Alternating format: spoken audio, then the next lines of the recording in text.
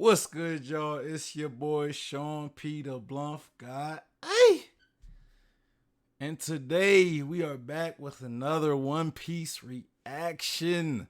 We will be reacting to Joy Boy Theories, probably one of my favorite, like one of my all-time favorite uh theorists, One Piece theorists, like YouTube One Piece theorists that been around for a while, right? Like I've been following him since like my early One Piece days, like following like all the early theories. I've been following him for a while now. I ain't gonna lie, I've been following this guy a while. So props to Joy Boy Theories. Uh, but yeah, so today he is going to tell us that Franky is the son of an underworld boss. Now, I've heard theories. Some people say that Franky is the son of Vegapunk. I don't know if I heard about him being the son of an underworld boss, but before we get into it, make sure you guys hit that like button. Also, subscribe and hit that bell for notifications. Comment down below what you think of this video.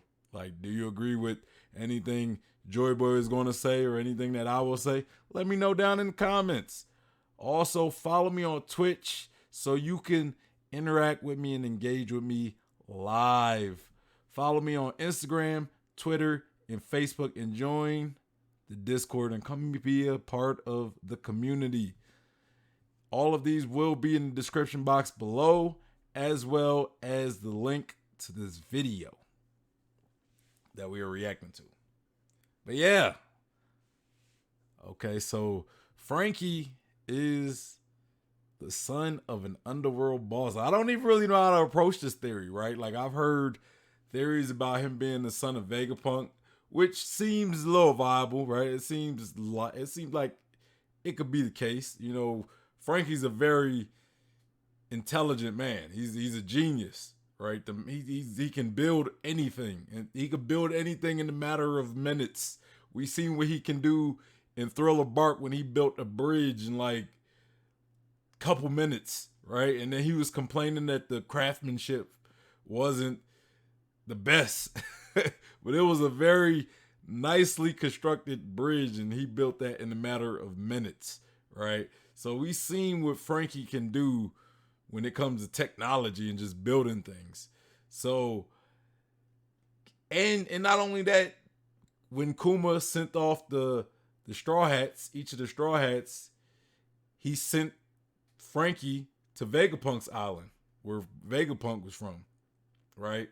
So, I mean, there can somewhat be a connection to the two. I could see them talking to each other if they meet each other and maybe sharing notes. Maybe Franky eventually surpasses Vegapunk.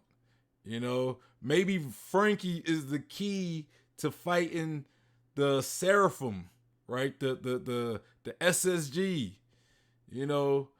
Maybe he's the key. Maybe he finds a way to beat them. I don't know, right? Like we don't know these things, but I would like that because it would show Franky having to outsmart Vegapunk.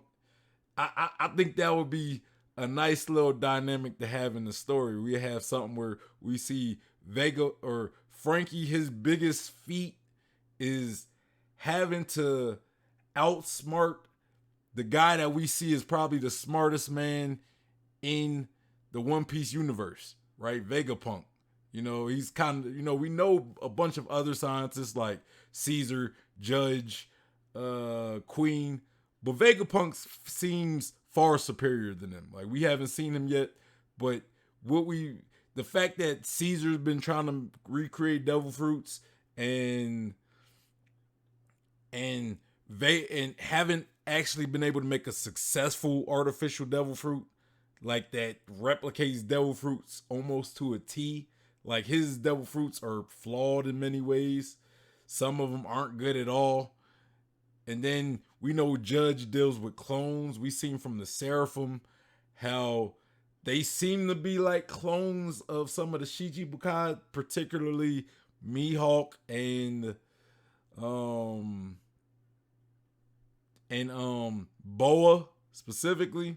But yeah, Vegapunk seems like he could pretty much succeed in any field of science. Even even though Judge's clones don't seem like they're that flawed, but you know, them Seraphim seem pretty dangerous. And the fact he's able to integrate Lunarian DNA with them. Come on now. Come on, bro. Come on. But yeah, so I think Franky's biggest feat would be to outsmart Vegapunk.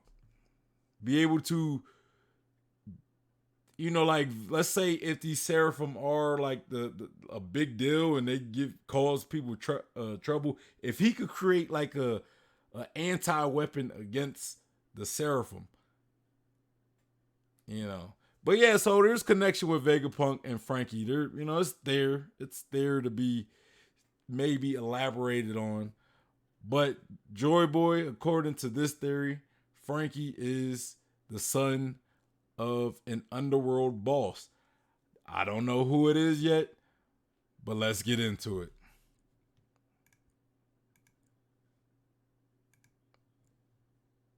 I failed or not, please. But we're wasting time. No, this isn't about making a 10-minute video. However, that is my objective as well. Today we want to talk about Franky. This is going to relate directly to the last video that I made that was 50 minutes. Essentially what you need to understand from that video is that the strides are going to connect literally everyone together. Every group, every faction, everything. But while it's not necessary to watch that video, I do recommend that you do so because I would like you to watch both videos. Do I need another reason? Link in the description. You can watch it after this one. Called The Stride Army Will Be Insane. So one of the important concepts that I discussed that are relevant to this is that Oda's going to give even more connections to the current Straw Hat members, the members of the crew themselves, in much the same way that Sanji became a Vinsmoke.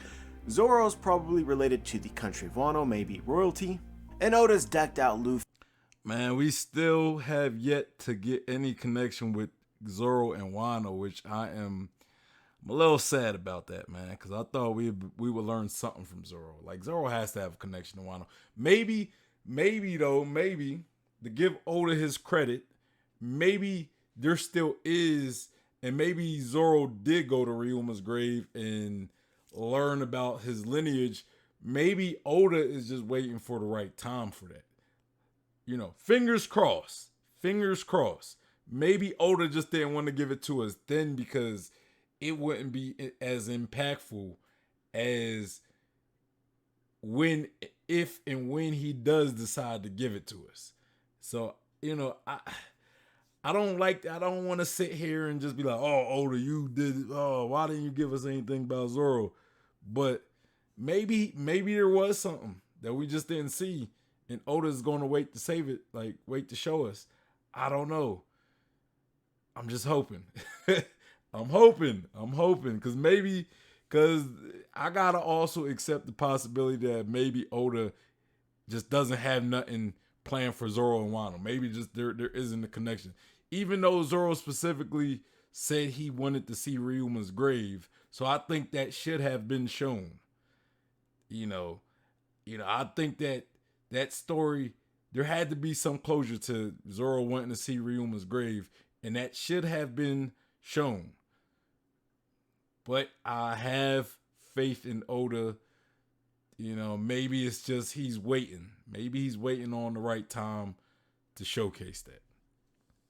Luffy in pretty much every way that you can imagine, and he may not be done. Obviously, the Straw Hats already have some connections that are very noteworthy. Robin is the last person from Ohara. Franky trained under Tom, who happened to also have the blueprints to the counter Pluton. Usopp is already the son of Yasopp, who is a member of the red-haired pirate Yonko crew. Right, these things are already built in there. I'm just going to suggest that there may be more. But in this one, we want to add to Franky, because I think that there is room to. This is just an aside, but I think that names are important in the world of One Piece. Oda uses names as actual plot points pretty commonly. So just some examples of this, we've already talked about Zoro and Sanji. I think that Zoro becomes Shimosuke Zoro or something like that. Sanji is now Vinsmoke Sanji. You have this whole concept of the D initial, which is related to names, and it's taken even further with Trafalgar Law because he is not only given the middle initial of D, but also a middle name of water. This isn't just true of Straw Hats. You see this with Momonosuke. Momonosuke was just Momonosuke for a long while. Is that Law's middle name, or is that just kind of like a? Is that? Because I always thought the D initial was like the middle name. Like I thought the D initial for these characters were like their middle names, right? I thought Waterlaw was just kind of a epithet or something. I didn't know that was his actual middle name. Yeah, I guess it is his middle name. Okay. I learned something new every day. I mean, I knew it was Trafalgar Water Law, but I thought that was more of an epithet or something. Until it was Kozuki Momonosuke. Sometimes you have examples like Ace, where it's Portgas D Ace, but that name was incorrect, at least paternally. We're not going to go through all these theories, but I just want you to understand that names are important. In One Piece, Oda uses them commonly to create hype. And perhaps the most unique example of a weird name in the story of One Piece, or at least weird in how it's used, is Franky. We know Franky's real name. His real name is Cutty Flam. But the fascinating thing about this name is that Franky has not used it for near enough 20 years. And Oda created this scenario in a very natural way that totally makes you dismiss the importance of the name itself. Vegapunk Flam? Is that where we're going? Cuddy Vegapunk, maybe? Iceberg asked Franky to drop the name Cutty Flam because it tied him to Tom and thereby the blueprints of Pluton. Doing it this way removes any sense of possible secrecy. In a way, it's kind of an inversion of Sanji, where Sanji's last name was missing. Well, Franky's last name is missing in a very different way. Most of the world simply does not know because on every Franky bounty poster the name is Franky. The only people who appeared to know Franky's real name, besides Iceberg, was the world government. With all of their connections, they could only barely discover this fact, because Cutty Flam is assumed dead. And even further than this, and I find this to be interesting, if somebody were to recognize Franky from his youth, they would have a difficult time putting a face to actual Franky because that dude has been experimenting on himself for a very long time. He looks nothing, especially now, nothing like he should. So basically what we're speculating here is the name Cutty Flam is important. It's potentially recognizable or significant in some way, but in what way and why don't we already know? There are three theories that I think are prevalent about Franky. Franky is the child of Vegapunk. I like this theory quite a lot. But its main issue is that Franky reveals that his parents were pirates and that they kicked him off their ship, and it doesn't vibe with me totally. There's a theory that Franky's... Now that I think about it, it was said his parents were pirates. But what if that was like... What if those weren't his real parents, right? Like, what if those weren't his real parents? Now, look, I'm not trying to make that theory like true, but I'm just saying maybe, you know how like swerves go, right? Like things ain't always what it seems. Just because he knew them to be his parents, don't mean they were his parents. You know, what if they kidnapped him or something? I don't know. I'm just giving alternatives. You know, but look, I'm not like so committed to that theory that I'm willing to like argue against what's been established. But I'm just saying. His family are in the Revolutionary Army. I don't like this theory that much. And there's a theory that Franky is a descendant of the famous shipwright family from the Void Century. The one Din tells us is responsible for designing the Noah and likely designed the Pluton. I personally think that this family was a family of fishmen and relates to Din and Tom, not Franky. So being unsatisfied with the theories that I've heard, I'm looking for something that I really like. And in this video, I found it. And I'm going to speculate something that I'm 100% sure you have never heard before. The idea is that Franky's family are big time players in the One Piece underground. So don't judge too quickly, let's lay out the evidence. And let's begin with what we know about the underground. Okay. Little known fact, the first time that the underground came up in the story of One Piece was through Franky. He mentioned the black market where he purchased Adam's wood, which he ultimately built the Thousand Sunny out of. First mention of the underground in the entire story. It didn't really come back up, or we didn't really see it again until Sabbath Odi, when we got introduced to the Human House, which was owned by Doflamingo, who we later learned was perhaps the most important player in theory right there. Doflamingo is Franky's dad. Hey. Good theory. Great theory. I'm joking. Let me stop. The underground, going by the alias of a Joker. There's two really important concepts here, right? First off, a pirate, Doflamingo, was a major player in the underground. Second off, Doflamingo, despite already being a pirate, had a codename specific to the underground called the Joker. Not the only character that we know that had an alias. Mother Carmel was known as the Mountain Witch. So there is likely to be other pirates and other characters who go by a particular alias, are known by their underground alias. But I just want to take a moment to make you understand just how prevalent this concept of the underground is in the story of One Piece, even though it hasn't been a crazy highlighted thing. We start off in Alabasta with dance powder. It wasn't associated with the black market or the underground, but we knew that it was an illegal substance, and with everything else in the story, you can later come to the conclusion that dance powder was a thing that was sold on the black market through the underground. I wonder if we'll ever get like if this plot point of the dance powder will ever be relevant again, right? Because it was like a major thing back in Alabasta, right, with Crocodile having it. Like, I wonder if Oda is ever going to make it relevant again, you know? Because I think there are a few things that I would like to see return and be relevant again in the story. Kind of like impact dials from Skypiea. We learned about impact dials, and Usopp ended up using the technology in his fights. Like he used it in the fight with Luffy, and I think he used it in like a lot of other fights in the pre-time skip. Even used it with his slingshot to a degree, I think. But now we don't really see Usopp using them that much. Like, I'm trying to think, have we seen Usopp use impact dial since the time skip? I don't recall, right? Maybe he does, you just don't we're just not like aware of it. Like, maybe it's integrated in his new slingshot, or Cabito, I think that's what it's called. Maybe it's integrated so it doesn't have to be like pointed out or be noticeable. It's just not noticeable maybe. But I would like to see Oda bring that back. Maybe the dancing powder, right? Maybe bring that back. I don't know how it would be useful. Maybe a lot of people talk about this great cleansing, right? The world government does, and maybe they're going to cleanse the world with a flood. How can you do that? Maybe use the dance powder to create rain, and if you have enough of it, create a lot of rain and flood the world. I think that could be a way you use it. I also think Uranus could also be used to possibly flood the world as well, if it is indeed what I speculated to be, and that is a weather machine, a weather manipulation machine. But if they don't have Uranus, maybe dance powder. Just saying. Obviously, leading into Water 7, we'll talk more about Franky, but Adamswood. I think that more than anything, this arc introduces the concept of localized underground.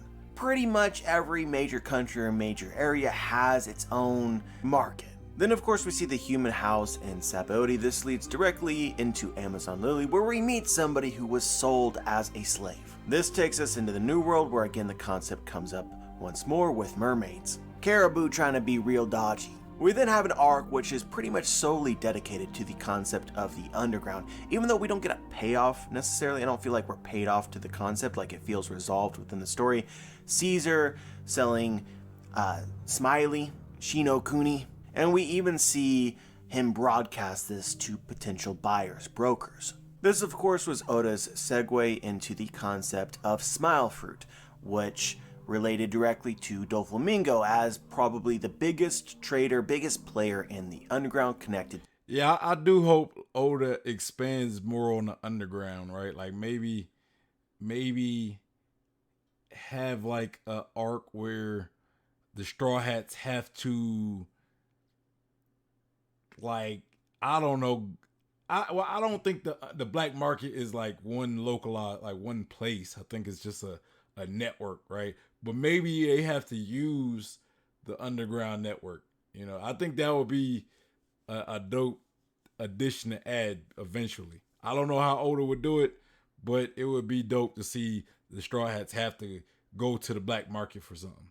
Maybe something about their ship, right? Maybe in order to get the laugh tail, you need a certain object. I don't know. I'm just kind of, just throwing stuff out there. Maybe you need a certain object, and in order to get that object, Straw Hats have to go to the black market. Maybe they end up having to steal it from the black market. I don't know, but it'll be dope. To literally everybody, including the world government, Celestial Dragon, Cypher Pole, and Kaido, among others. We also learned that the Revolutionary Army has taken an interest in underground dealings. They're looking for the weapons providers, which are sparking wars. Oh, that too. Maybe we can learn more about the black market through the revolutionaries. That is also a viable option right there. Maybe whatever Sabo's going through right now, maybe he has to go through the underground, or maybe he learns something about the underground and go on like maybe he has to take a detour by using the black market somehow. I don't know. I'm just trying to think of creative ways to bring in the black market, into the story where it's an actual a plot, right? So we could see more of the underworld. Because another time we've noticed about the black market was at Whole Cake Island when Big Mom had her tea party, and we had all those characters who were affiliated with the black market and the underground or whatever, like Dewfall, Stussy, even though she was CP0, but still. There was the Undertaker. There was a bunch of characters that was associated with the underground, and maybe we could get more of them. Maybe get a little mini arc possibly pertaining with the underground. Canon at that. Make it canon. Make it canon, not like a filler. On various islands that they're associated with. Ultimately, they may not know this at this point, but they're looking for Kaido. We know that now. But in this arc, we also learned that the underground doesn't just exist within the New World, it doesn't just exist within the Grand Line, it exists in the Four Blues as well, because we see the Barrels Pirates sell the Opi Opi no Mi black market in the North Blue. But of course, most of this does actually spider out of the New World, and we see this even more clearly in the next arc in Whole Cake Island. Big Mom is associated with Underground Emperor. She invites them to her tea party. I think here we get a greater sense of the multitude of products that the Underground provides. Stussy, Pleasure District, Jigra, who is an organs dealer, Mother Carmel, who provides orphans. Dufeld was a loan shark. They call Drug Peklo the Major Undertaker. Personally, I think... Bro, I like that name. I like that name, Drug Peklo. I like his name, bro. That's just a dope name. He holds a scythe. I think that he is an assassin. A theory that we made a long time ago that I really like is that he's a bounty hunter, but he's the black version of a bounty hunter because he takes bounties that are illegal, which I would assume would include law-abiding people. But I think that mainly what you can take away from Whole Cake Island is this underground really starts to become its own entity. It grows into something that should play a role in the future of the story, and for sure that we know that it will, at least in one way. Stussy, a member of CP0, is deep undercover as an underworld emperor. And we see that the people that are purchasing Mother Carmel's products or orphans is in fact, again, Cypher Pole and the world government. None of this I find to be breaking news because of course we had the human auction house where celestial dragons were actually purchasing slaves. This is additive when we go to Wano, we discover for sure that the celestial dragons in Cypher Pole are dealing with Kaido purchasing the weapons to send to countries, so it leads to the pretty clean and obvious theory that the world government is actually supporting the underground. They are a part of it and they rely upon it. The Revolutionary Army has caught on to this and is likely wanting to reveal this to the world at some point in time to undermine their credibility and turn the world against them. But outside of this, I think that the underground should come up again. We should meet new characters. They should be involved in some way. So this leads us into talking about Franky and his potential underground family. We know that Franky is from the South Blue, but we've already argued, right, that the underground extends into all the blues. Another thing that we didn't bring up was Capone Beige, a member of the 5 gangster families from the West Blue, right? So there was an underground in the South Blue as well. Franky says that his parents are pirates, but pirates have been deeply involved in the underground at multiple instances in the story. Most notably, of course, Doflamingo. You can tell me that the impression that you got from... Yeah, I would definitely think Capone would have like some underground roots, especially the fact that his whole character is influenced by like the mafia, the Sicilian mob, you know, like the Sicilian mafia style, which like gangster, you know what I'm saying? Like the whole gangster image and everything, which usually is tied in with like underground dealings. So I would think somebody like Capone would have a strong connection with the underground, you know. And I think where we can go when it comes to how we can touch on the underground is maybe in the Elbath arc, right? Because we know that Big Mom and Mother Caramel both have connections with the underground, right? And they also have connections with Elbath. Also with you know, the new stuff with the latest chapter when it comes to Blackbeard and Kobe, right? Maybe somehow that can lead into the underground. You know what I'm saying? Spoiler, you know, I might have to put some spoiler alerts in this video. Spoiler, maybe Blackbeard sells Kobe to the underground or something. You know? I don't know. From Franky's whole story is that his parents weren't all that important, and that's fair enough. But you have to bear in mind that Franky is over 30 years old. His parents abandoned him when he was 4 years old. 30 years has passed. Another intriguing theory which is worth bringing up is that you get the sense from Doflamingo that the underground has only grown in recent years. He says business is booming. And we also know that Doflamingo was an integral member of the underground in the first place. His connections, his ability made everything prosper. All of this probably wasn't relevant until Doflamingo was around 20 years old. Doflamingo is 40 in the current storyline, so 20 years ago.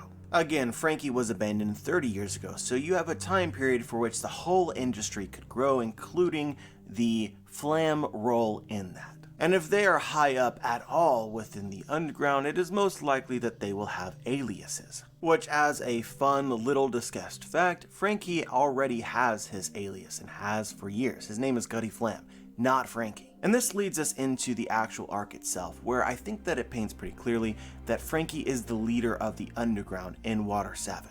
An interesting thing that we see in Punk Hazard is we see the brokers that are bidding for Caesar's weapon, and they all wear masks. Franky is introduced with a mask and an alias. Like, this seems so obvious in retrospect, but Franky was Okay, I see where you're going.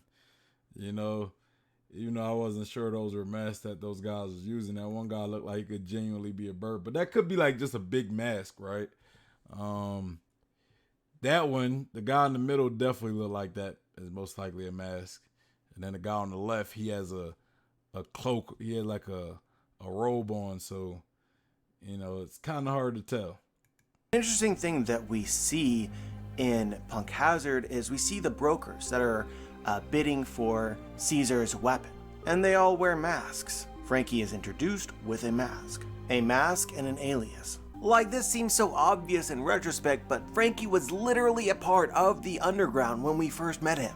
He scrapped ships and then sold that on the black market, which is how he knows how to purchase the Adams wood in the black market. The underground is pretty intimately associated with gangster activity. You see this with Capone Beige. You also see this in Wano with the Yakuza. And Franky in Water 7 is introduced as essentially a gangster. His family, the Franky family, has all of those motifs. And here's another little known connection about various things that we know regarding the underground. There's an association of illicit activity taking place in houses. The human auction house in Sabaody, the toy house in Dressrosa, Sheep's house for Mother Carmel, and then we see the Franky house. But here's the most fascinating thing. Franky is not just this way at 30 years old. He is this way from pretty much the moment that Tom adopts him. He certainly didn't learn any of these behaviors from either Tom or Iceberg. And another interesting fact is that before Tom even adopted Franky or taught him anything, Franky was already a skilled builder, interested in creating weapons. Weapons that we now know are a fundamental trade within the underground. We see this with Doflamingo giving weapons to various countries created in Wano. We also see this with Caesar Clown creating various kinds of weapons as well. So long story short is I think that Franky picked up on these gang habits and introduced himself into the underworld because that is what he knew as a child from his parents. Now, who are they and what they do? I think you could argue though, taking the fact that when they say Franky's parents were pirates, just assuming that could have just been like a lie to Franky, like maybe those were the people he believed were his parents, right? And let's kind of connecting to the Vegapunk and Franky.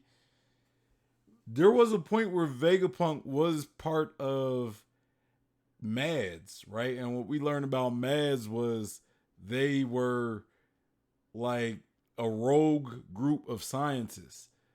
Who's to say they didn't have connection with the underground either, right? Maybe Vegapunk, let's say, especially dealing with the underworld, right? Maybe Vegapunk owed money and he was forced to sell Franky, his son, right? Like, hey, it's the underworld. It's the underworld. Back in history, if people owed money, they would have to sell like their wives to like become geisha. Like I think in Japan, like if you owed money, then you would have to sell like your wife or your daughter into to becoming a geisha until they can pay the money back, and then I guess they could go free.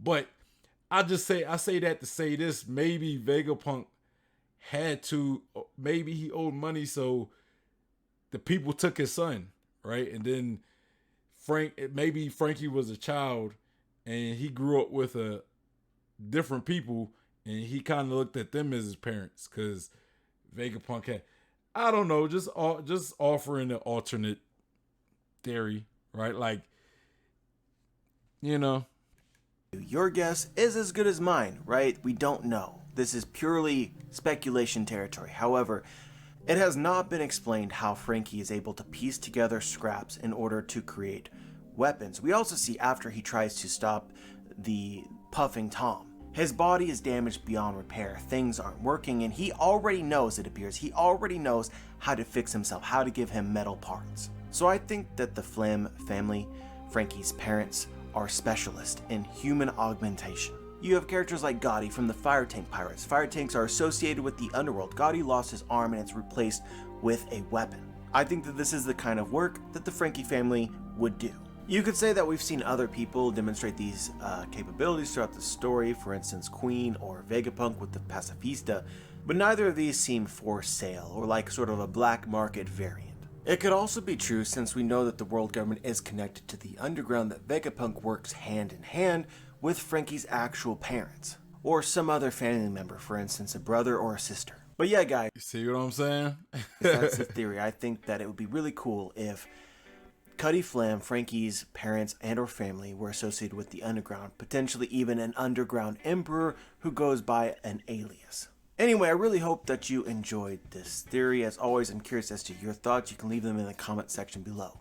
If you enjoyed the video, show support for it by clicking the Yes, sir. I'm going to make sure I click that thumbs up for your boy, Joy Boy. Yeah, interesting theory, right? Interesting theory. Yeah, I like Franky, so I would like to definitely learn more of his backstory. Maybe learn if learn about his possible parents.